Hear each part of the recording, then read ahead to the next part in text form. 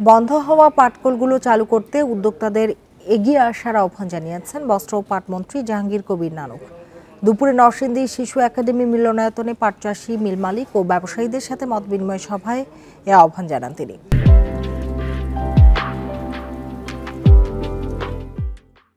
এ সময় নানক আরও বলেন, ভালো বীজ ছাড়া ভালো পাট উৎপাদন করা সম্ভব নয়। দেশে 25% পাটের বীজ উৎপাদন হয়, বাকি 75% আমদানি করা হয় জানিয়ে মন্ত্রী বলেন, বীজ আমদানি নির্ভরতা কমাতে হবে। এ সময় তিনি বলেন, মধ্যস্বত্বভোগীদের হাত থেকে পাট শিল্পকে মুক্ত করতে পারলে কৃষকরা ন্যায্য মূল্য পাবে। মত বিনিময় সভা শেষে নরসিংদী পৌর পার্কে 3 দিন ব্যাপী বহুমুখী পাট পণ্য মেলার উদ্বোধন করেন জাহাঙ্গীর কবির নানক।